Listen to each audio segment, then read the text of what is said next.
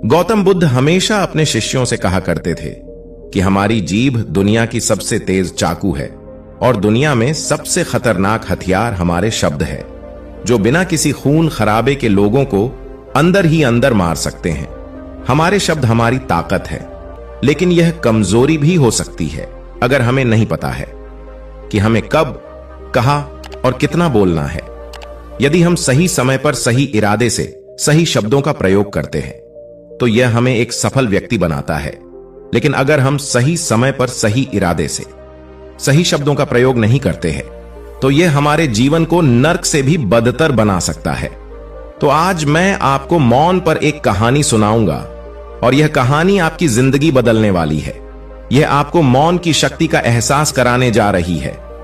Japan में एक बहुत प्रसिद्ध बौद्ध भिक्षु हुआ करते थे। वह दुनिया के शोरगुल से दूर जंगल में अकेला रहते थे और वह बहुत ही ध्यान मग्न व्यक्ति थे, इसीलिए पूरे जापान में बहुत प्रसिद्ध थे। और एक दिन उनके पास एक राजकुमार आया और कहा, है गुरुवर, मैं हमेशा थका हुआ, निराश और परेशान महसूस करता हूं। मेरा मन बहुत बेचैन रहता है। हालांकि मेरे पास सब कुछ है, जैसे धन, प्रसिद्धि और सभी विलासिता जो एक व्यक्ति पाने की ख्वाहिश रखता है, लेकिन फिर भी मेरे अंदर से इतनी बेचैनी क्यों है? तो साधु ने कहा, ऊपर से आपको इसका उत्तर पता है, लेकिन आपने कभी इसकी खोज नहीं की। साधु ने कहा कि मैं एक प्रयोग करना चाहता हूं। क्या आप वह प्रयोग करना चाहेंगे? इस प्रयोग के बाद आपके जीवन में कोई अशांति और चिंता नहीं रहेगी। यह सब सुनकर राजकुमार दुविधा में पड़ गए, लेकिन उसने साधु से कहा कि मुझे बताओ कि मैं क्या करूं। मैं अपने मन की शांति के लिए कुछ भी करने को तैयार हूं।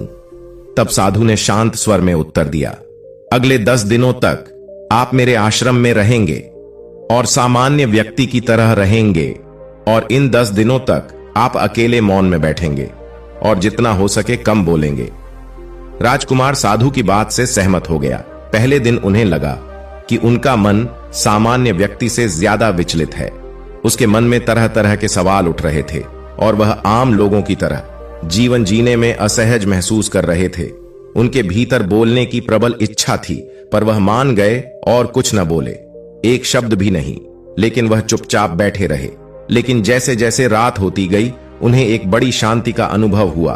उनके लिए यह बड़ा अजीब था। वह अंदर ही अंदर खुश हो रहे थे और अपने आप से पूछ रहे थे कि बेचैनी कम क्यों हो रही है। अगले दिन राजकुमार एकांत में बैठे और प्रकृति, फूलों और पौधों को और आकाश में उड़ते पक्षियों को देख रहे थे। अपने जीवन में पहली बार वह देख रहे थे कि उनके चारों ओर कितनी सुंदर प्रकृति है। वह अपने चारों ओर प्रकृति को देखकर अच्छा महसूस कर रहे थे। इस तरह एक हफ्ता बीत गया और उनके मन की सारी बेचैनी, सारी उथल पुथल, सब कुछ गायब हो गया। 8वें दिन की सुबह राजकुमार की आंखें अपने आप बंद होने लगी और वह गहरे ध्यान में डूब गए। उन्होंने आंखें बंद की और गहरे ध्यान में चले गए। कोई चिंता नहीं थी, न मन में अशांति थी। राजकुमार को भीतर ही भीतर गहन शांति का अनुभव होने लगा। बाकी के 2 दिन गहरे ध्यान में बिताने के बाद राजकुमार खुद को बौद्ध भिक्षु के सामने पेश करते हैं। राजकुमार ने साधु से कहा, है गुरुवर, मुझे उत्तर मिल गया कि मेरा मन इतना अशांत और विचलित क्यों है। आगे उन्होंने कहा कि मुझे पता था कि मेरा मन इतना विचलित और अशांत क्यों है। फिर उन्होंने पूछा, बताओ क्या जवाब मिला तुम्हें? राजकुमार ने कहा कि मैं जरूरत से ज्यादा बातें करता था और दिन भर लोगों पर ऊर्जा बर्बाद करता था और उनके बारे में अकेले ही सोचता और ज्यादातर समय उनके बारे में नकारात्मक ही सोचता। इस प्रकार मेरा समय नष्ट हो रहा था और अधिक बातें करने और सोचने से मेरा मन अशांत हो गया। इस वजह से मैं कोई भी काम अच्छे से नहीं कर पाता था, जिसके कारण मैं लगभग हर काम में असफल होने लगा और निरंतर असफलता ने मुझे और अधिक उदास और चिड़चिड़ापन बना दिया और इसने मेरे जीवन को और नष्ट कर दिया। लेकिन ये 10 दिन बिल्कुल अलग थे। अब ऐसा लग रहा है कि अपनी जिंदगी को पूरी तरह से जी रहा हूं और इससे पहले मैं अपनी जिंदगी गलत तरीके से जी रहा था। मैंने यह भी सीखा कि हमें ध्यान करने की आवश्यकता नहीं है। ध्यान अपने आप हो जाता है जब हम अभी भी और चुप है। ध्यान में मैंने पहली बात यह सीखी कि किसी के जीवन में सबसे महत्वपूर्ण घटना स्वयं को जानना है। बौद्ध भिक्षु ने कहा कि आप ही नहीं, दुनिया में ज्यादातर लोग जरूरत से ज्यादा बोलते हैं। आज भी ज्यादातर लोग एक दूसरे को नीचा दिखाने के लिए ही बोलते हैं, और आज भी लोग ज्यादा बातें करते हैं और अपना जीवन बर्बाद कर रहे हैं। साधु ने राजकुमार को मौन रहने का महत्व समझाते हुए बुद्ध से जुड़ी एक कहानी सुनाई। एक बार गौतम बुद्ध के शिष्यों ने गौतम बुद्ध से प्रश्न किया कि है भगवान, आप अधिकांश समय मौन क्यों रहते हैं? तब बुद्ध ने कहा, मैं ध्यान की गहराई में मौन रहता हूं। मौन स्वयं को जानने की पहली सीढ़ी है। मौन के बिना तो स्वयं को जानना असंभव है। जितना जरूरी हो उतना ही बोले, और बिना बोले ही उनका काम न बोले, और जब बोलना बंद कर दे तब आप यह पाएंगे कि 90% बोलना हानिकारक होता है। नहीं बोलते तो अच्छा था। 90% मुश्किलें कम हो जाएंगी। अगर लोग थोड़ा सा चुप हो जाएंगे तो झगड़े कम हो जाएंगे, अशांति कम हो जाएंगी। वही जीवन का स्रोत है, वहीं से आनंद का जन्म होता है, वहीं से तुम मृत्यु में डूबोगे, वहीं तुम्हारा सूर्य उदय होगा, वहीं फिर अस्त होगा। तब जीवन का नया धन पाओगे, फिर नई शक्ति का जन्म होता है। थकान मिटती है, उदासी मिटती है, चिंता मिटती है। जैसे कोई नहाकर आता है तो शरीर शीतल हो जाता है, शांत हो जाता है। ठीक वैसे ही भीतर से कोई वापस आता है तो मौन में स्नान करके लौट आता है, तो पूरा व्यक्तित्व शांत हो जाता है और मन आनंदित हो जाता है। जब आप आंतरिक मोह की उस ऊंचाई पर पहुंच जाएंगे तो आप पाएंगे कि आपका मन बोलने से भी नहीं बटता। वह निरंतर तुम्हारे भीतर बैठ उसकी एक अंतर्धारा बनी रहती है। तुम बोलो लेकिन अपने को मत छोड़ो। आप शब्दों का प्रयोग भी करते हैं लेकिन अपनी चुप्पी नहीं तोड़ सकते हो। एक बार गहरे सन्नाटे में, तब तुम्हारी वाणी में सुगंध होगी, फिर तुम्हारी वाणी में विशालता होगी, जो तुम्हारे बोलने का संगीत होगा। सब ठीक हो जाएगा। आप बोलेंगे तो दूसरे ठंडे पड़ जाएंगे।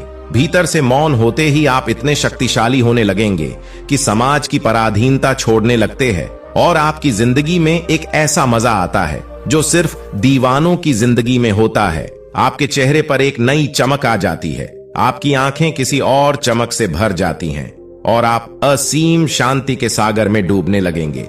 ऐसा कहकर उन्होंने अपनी बात समाप्त कर दी। राजकुमार ने साधु को धन्यवाद किया और अपने महल चले गए।